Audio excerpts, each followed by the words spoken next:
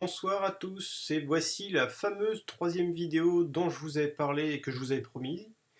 Le troisième sujet abordé au niveau des soins, ce sera les fameux bouts d'âme. Alors pour cela, je vais devoir vous expliquer un petit peu ce qui se passe. Parce que c'est un sujet un peu subtil. Moi, c'est d'ailleurs le sujet par lequel j'ai découvert la piézo, qui est en rapport avec ce qu'on appelle la réincarnation. Sujet que je savais étant existant en fait, parce que j'avais eu des preuves au cours de ma vie de ce sujet. Mais pour moi, il y a des choses qui n'étaient pas logiques en fin de compte, qui buggaient. C'était contradictoire. Et lorsque j'ai découvert la psy-éso, Serge Bassino, qui est le professeur de psychologie ésotérique, abordait ce sujet en fait dans un de ses articles du blog Vivre Livre en fait. Si vous voulez le chercher sur internet, vous pourrez le trouver assez facilement. Il expliquait ce sujet. Et donc c'est un des sujets phares de la psy-éso d'ailleurs, qui nous parle de ce qu'on appelle le soin naturel. Donc le soin naturel, en gros, c'est, on pourrait dire, le père de notre âme. C'est-à-dire quand un enfant naît, physiquement, je s'entends, quand le petit corps en fait sort du ventre de sa mère, à ce moment-là, c'est un corps de chair qui est vide. Et au moment en fait de la première inspiration, il y a une âme qui pénètre le corps de cet enfant. Et cette âme en fait représente 10% de ce qu'on appelle le soi naturel. C'est-à-dire, on va dire, une masse d'énergie qui existe dans le cosmos, hein. Je ne vais pas trop rentrer dans les détails parce que le sujet est vraiment très compliqué et j'ai pas envie de faire un truc trop prise de tête en fait pour cette vidéo. Mais j'essaye juste de donner des bases pour que vous puissiez comprendre un minimum le sujet, qui est pour moi très intéressant, d'actualité et peut-être même le sujet le plus important actuellement. Parce qu'il explique beaucoup de choses qui ne vont pas dans notre vie et dont on n'arrive pas à se défaire. Voilà, je vais revenir sur le sujet et non pas rentrer trop, tout de suite dans trop de détails en fait qui ne seraient pas importants. Et donc pour revenir à ce soi naturel, voilà, c'est une masse d'énergie qui existe dans le cosmos et qui est un ensemble en fait de vécus. C'est-à-dire, si c'est plus facile pour vous, imaginez une personne, mais c'est pas le cas, hein. Ça c'est important. Mais moi, pour bien le comprendre, ce sujet, j'ai d'abord imaginé que c'était une personne qui s'appelait le soi naturel. Et qui était une personne qui avait vécu énormément de vie à travers les époques, et pas forcément dans l'ordre chronologique, hein. Et donc, ce soi naturel, c'est la somme de toutes ces vies en fait qui ont été vécues par une seule âme, on va dire. Et donc, cette âme, qui on imagine est un grand feu, vraiment un brasier, un truc énorme, et bien quand il voit le corps de chair, il décide d'envoyer 10% de lui-même. Et donc, dans ces 10%, il y a du vécu de cette âme. Et c'est pourquoi d'ailleurs, notamment, des gens peuvent avoir des souvenirs d'anciennes vies, tout ça. Alors ce ne sont pas des souvenirs d'anciennes vies qu'ils ont, mais ce sont des souvenirs de l'âme à laquelle ils sont connectés, si vous voulez. Et du coup, il y a une lignée familiale, en fait, enfin une lignée animique plutôt, on va dire ça, à laquelle nous sommes rattachés à la base, et qui est liée à ce fameux soi naturel. Alors, je ne sais pas si le sujet sera très clair pour l'instant, mais on va essayer de faire comme on peut, parce que c'est quasiment impossible de l'aborder d'un coup, ce sujet. Il faut quand même quelques temps pour le digérer. Et donc voilà, nous sommes donc reliés finalement à un antécédent. Parce que quand nous arrivons sur Terre, nous n'avons pas d'antécédents. Parce que par exemple, la personnalité Clément, la personnalité un tel ou une telle, n'a pas d'antécédents. C'est-à-dire que nous, notre personnalité apparaît au moment de notre apparition physique, on va dire. Et une fois que nous décéderons, nous irons de l'autre côté et nous continuerons notre vie pour l'éternité. Normalement, nous n'avons pas à revenir. La réincarnation existe, mais j'ai pas envie de rentrer dans le sujet aujourd'hui pour cette vidéo. Et ça concerne pas tout le monde, ça concerne surtout des gens qui ont une vie complètement foirée, quoi. Donc c'est pour ça que j'ai pas envie de parler du sujet aujourd'hui. Et donc nous continuons pour l'éternité, c'est-à-dire nous avons une naissance, qui est, vous prenez votre date d'anniversaire du jour où vous êtes né, et par contre nous n'aurons pas de fin.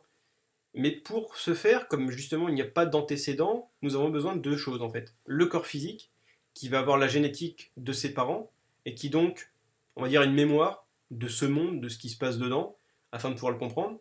Mais par contre, bah, il y a besoin d'animer aussi ce corps. Et donc il y a une âme qui est donnée.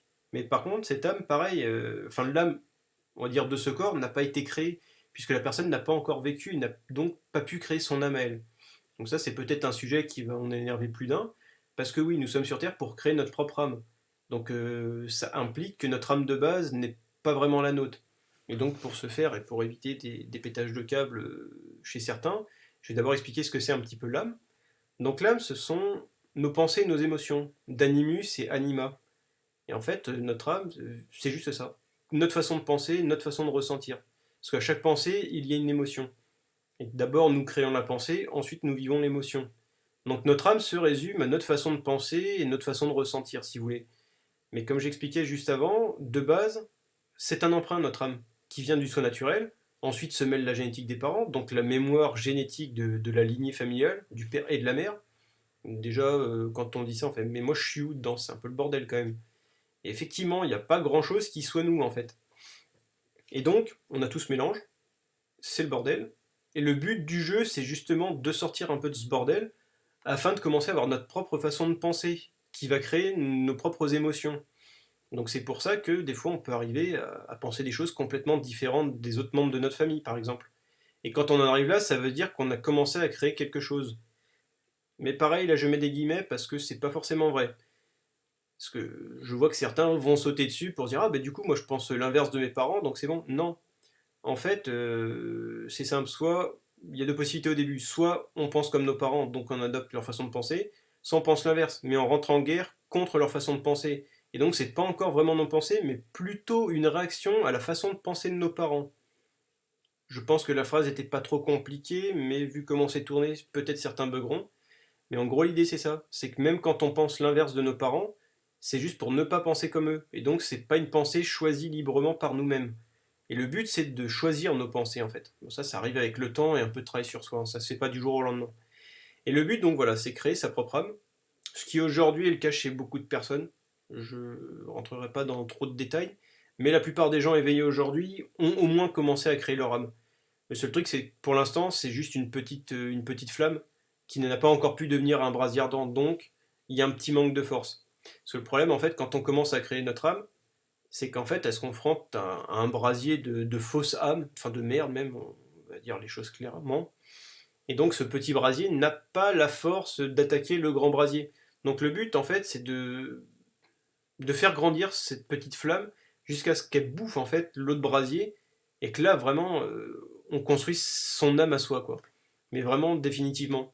Et ce qui est intéressant, c'est que plus on avance, plus la flamme devient forte, plus on est capable, en fait, d'affronter les choses qui ne sont pas vraiment notre âme. Parce que, comme dit, il y a un vécu dedans.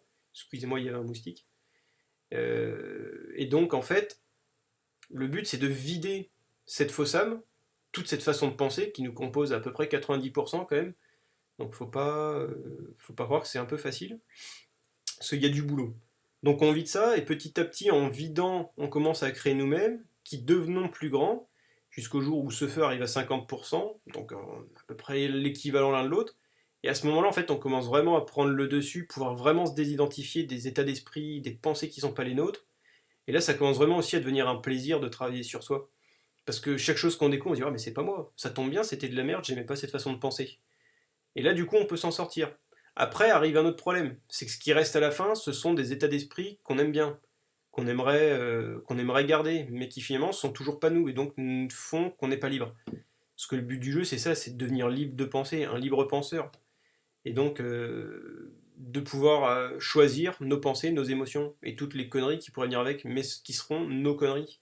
C'est pour ça que même si on fait des erreurs, une fois qu'on est devenu soi-même, ce qui arrivera, puisqu'on est des êtres humains, donc on est là pour fauter aussi, mais au moins ce sont nos erreurs, elles nous appartiennent.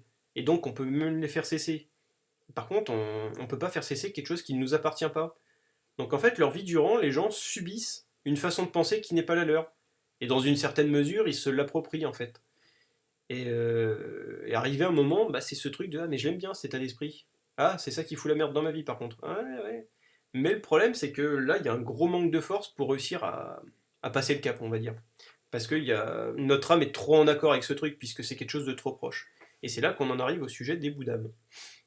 Donc voilà, là pour l'instant j'ai planté le décor, parce que comme dit, le sujet est un petit peu balèze.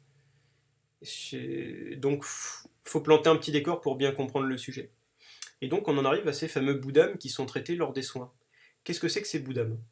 Eh bien en fait ces bouts d'âme, ce sont d'autres vies qui ont été vécues, mais qui sont dans l'âme du soi naturel, hein, donc, comme je disais, et donc dans notre âme à la base. Et donc arrive un moment, quand notre propre âme a commencé à grandir, elle se retrouve vraiment confrontée à ça, parce qu'il ne reste plus que ça, ces fameux bouts d'âme. Et en fait, quand on arrive à ces bouts d'âme, on se rend compte que déjà, ils ont énormément de force. Parce que ce sont des vies du saut naturel qui l'ont fortement impacté, même en termes d'émotionnel. Et qui du coup, enfin même pire que ça, c'est en fait, c'est-à-dire que notre saut naturel a pris l'expérience de ces Bouddhas pour les incarner en nous. C'est-à-dire que de base, on n'a pas une seule âme. Enfin, notre âme plutôt compose un ensemble de petits bouts d'âme en fait. Donc c'est-à-dire si par exemple vous avez une passion, allez, on va dire pour les Vikings, c'est pour la Chine aussi. Enfin tous les trucs qui vous passionnent dans la vie depuis toujours, vous êtes persuadé d'avoir eu une vie en rapport avec ça. Les chamans, les cow-boys, les Indiens, enfin on prend tout vraiment là, vous faites à votre sauce et selon ce que vous aimez en fait. Et vous vous rendez compte que toutes ces choses que vous aimez, eh bien, c'est en fait relié à des vies que votre soi a aimées, qui potentiellement l'ont traumatisé aussi, et pour lesquels il aimerait trouver une solution. Parce que sur toutes ces vies, il y avait un état d'esprit commun, en fait, à chaque fois. Et c'est cet état d'esprit que le soi naturel aimerait travailler à travers vous, son extension, en fait. Et arrivé là, en fait, on se rend compte que ces Bouddhas, en fait, sont très puissants. Ils ont un énorme impact sur notre vie. Parce que parfois aussi, il y a carrément un contrat d'âme qui est lié à ces Bouddhas. Alors là, je vous raconte pas le merdier. C'est-à-dire que le contrat d'âme, carrément, en fait, vous prenez des conséquences, vous, dans votre vie, parce que certaines autres vies, en fait, ont fait des conneries, ont fait du mal à d'autres personnes, et du coup, vous, dans cette vie, vous devez compenser, en fait, pour ça. Et d'un coup, vous arrivez, fait, mais pourquoi c'est moi qui dois payer les conséquences? Je les connais pas, ces gens-là, moi, je leur ai rien fait, en fait. Donc c'est quoi ce contrat à la con qui a été fait avant ma naissance, où ils ont dit que parce que mon soi naturel a merdé avec un autre soi naturel, et ben là, aujourd'hui, c'est moi qui dois réparer ces conneries. Déjà, une, j'en ai pas la force, et deux, mais ça me concerne pas, je n'ai pas à subir les conséquences de ça.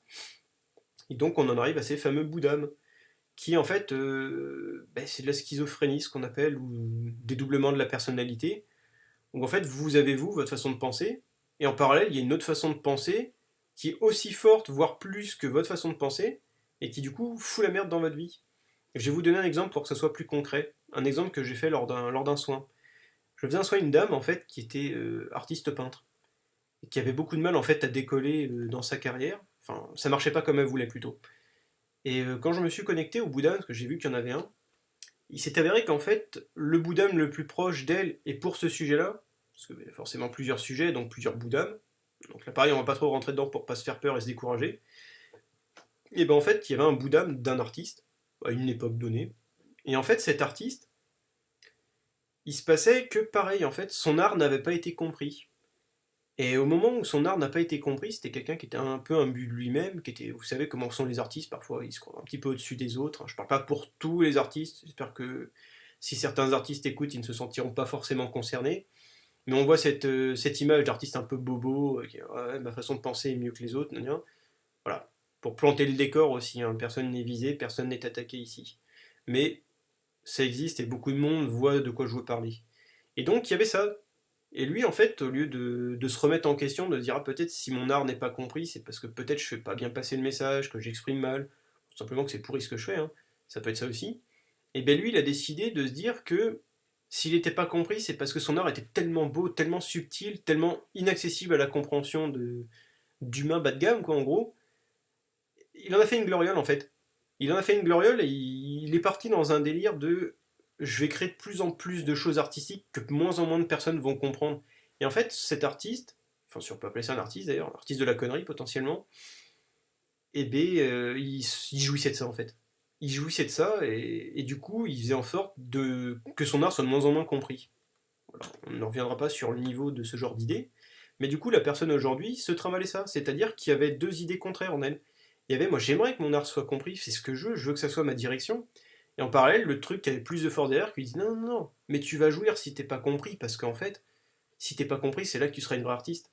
Parce que ton art est tellement inatteignable que personne ne peut le comprendre. Et du coup, il y avait ça qui l'influençait sans qu'elle le sache, en fait. Donc voilà en gros ce que peuvent faire les bouddhams.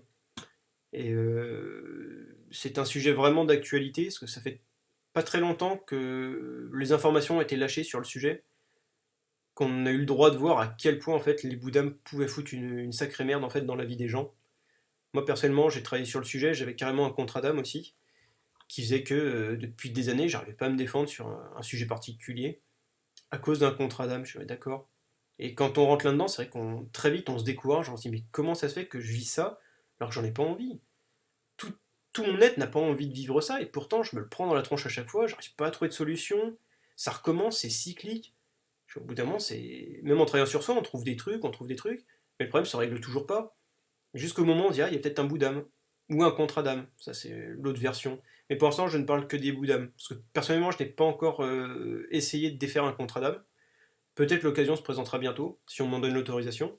Mais donc pour l'instant, je ne m'occupe que des bouts d'âme, qui déjà libèrent sacrément la vie.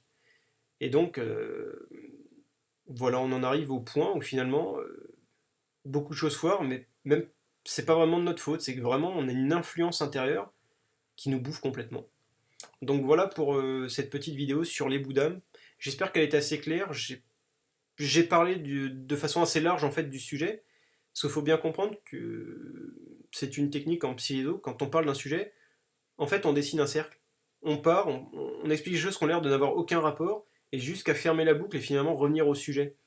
Et c'est une méthode qui permet de bien structurer la personne en fin de compte, et de passer outre ce qu'on appelle l'intellect, qui lui veut s'approprier la connaissance pour en faire n'importe quoi en fait.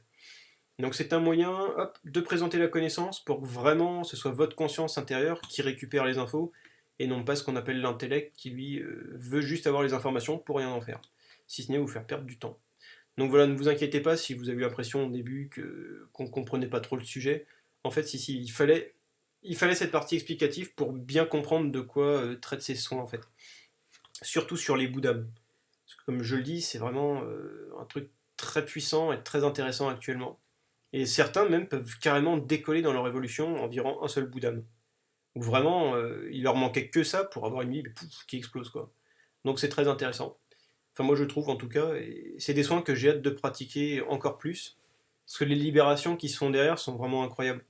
Donc si ce sujet vous parle, n'hésitez pas à me contacter. Voilà, essayez de voir maintenant par rapport à ces 3 vidéos ce qui vous parle le plus, ce dont vous avez besoin.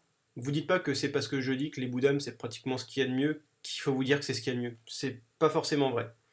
Peut-être que pour certains d'entre vous, c'est autre chose qu'il faut. Donc essayez de voir selon votre ressenti ce qu'il y a de mieux pour vous en fait. C'est pour ça que pour chaque vidéo, j'ai essayé de dire si vous avez tel état d'esprit actuellement, ce sera plutôt ça, les enfants prisonniers. Si vous êtes tel état d'esprit, ce sera plutôt ça, la famille d'âme. Ou si aujourd'hui vous sentez qu'il y a un truc en vous qui vous bloque, hein, comme si vous aviez en fait les compétences pour réussir à faire quelque chose, mais qu'en fait ça marche pas. Et là, se dit, mais c'est pas possible, putain, il y a un truc qui va pas. La direction, vous la connaissez, puisque vous êtes motivé, vous l'avez. Les enfants, vous vous sentez pas spécialement prisonnier, c'est pas une histoire traumatique qui vous empêche d'avancer en fait. Donc c'est peut-être que c'est un bout d'âme. Et là, c'est très intéressant pour vous de voir cette vidéo aujourd'hui. Donc voilà, je vais arrêter là pour pas faire un truc trop long non plus, parce que j'ai pas envie de faire des vidéos trop longues, parce que ça peut devenir chiant. Moi-même, en fait, j'aime pas regarder des vidéos qui durent trop longtemps.